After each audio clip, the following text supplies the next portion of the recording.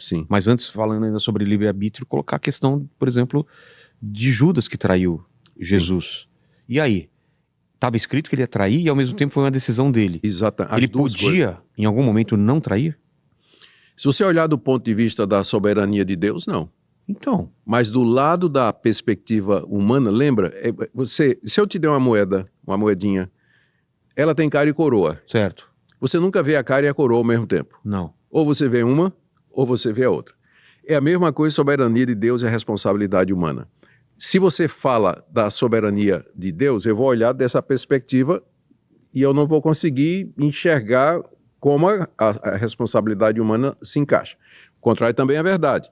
Quando eu vou falar da responsabilidade humana, não posso levar em consideração a soberania de Deus, porque ela está do outro lado. Agora, elas estão juntas, não pode ser separado. A moeda leva a cara e coroa onde quer que ela vá.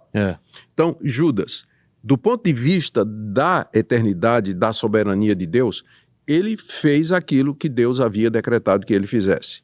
Virando a moeda, olhando, estou batendo aqui, virando a moeda, olhando da responsabilidade humana. Cada passo que Judas tomou, ele tomou porque quis. Foi a decisão dele. Foi ele que resolveu trair Jesus. Foi ele que entregou Jesus, vendeu por 30 moedas. Foi ele que depois foi se enforcar. Isso é responsabilidade dele.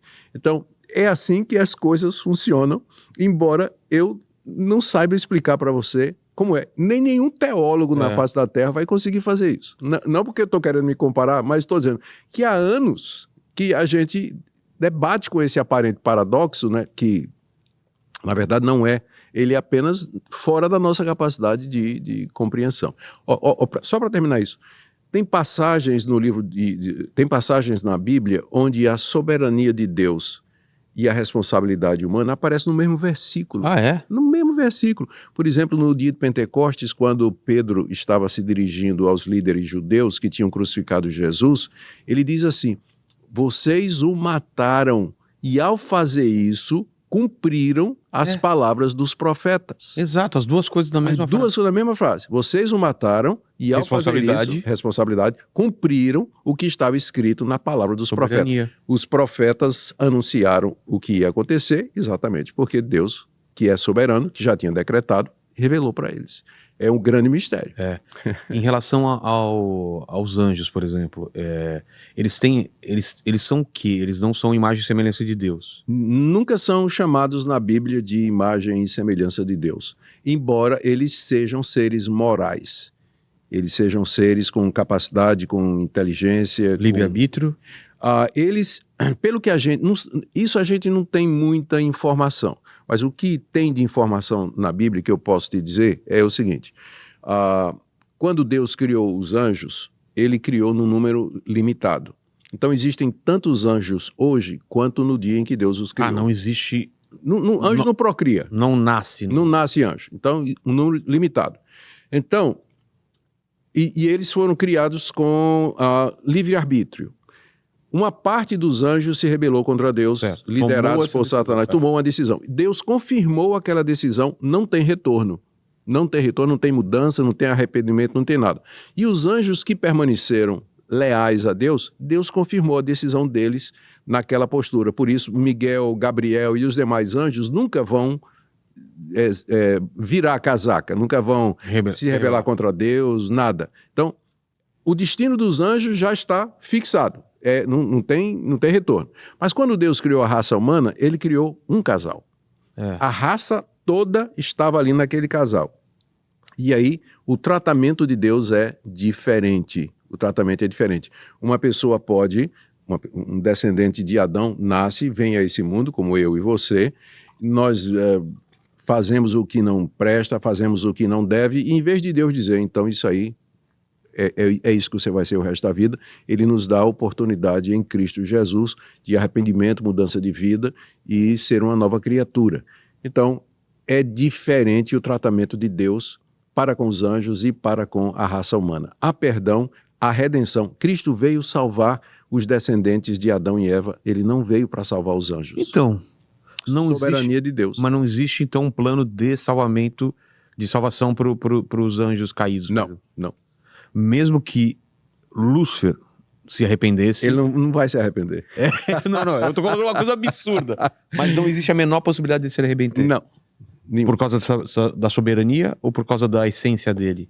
Por causa da decisão de Deus de confirmar a decisão dele. É tipo assim, quando ele tomou a decisão, Deus disse, então, essa sua decisão está selada, é eterna.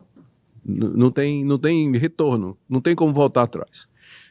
O que não aconteceu com Adão, né? Deus, na mesma ocasião em que Adão cometeu aquele pecado, Deus fez uma promessa que viria um filho da mulher, um descendente de Adão e Eva, que haveria de esmagar a cabeça da serpente e livrar do mal. Quando fala que vai ser picado no calcanhar... A morte na cruz. Ah, é a morte na cruz. A morte na cruz. Mas vai esmagar no final. A mesma cruz que representa a picada é a mesma cruz que esmaga a cabeça da serpente. Entendi. Mas a queda, ela acontece também por influência do mal. Do mal. Talvez por isso Deus fez esse plano de redenção. Olha, porque Lúcifer tomou uma decisão sem estar influenciado por ninguém. Bruto, exato. Exatamente.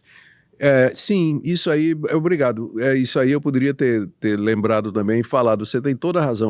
Uma das argumentações que se usa, não argumentação, mas uma das razões que se usa para não ter perdão para os anjos, mas para a raça humana, é exatamente que o primeiro casal caiu debaixo da influência de Satanás, né? O que não tira a culpa dele, claro, né? Mas, num certo sentido, foi uma atenuante daquilo que poderia ter acontecido, não é? Então, é provável, sim. Boa teologia, viu, Rogério?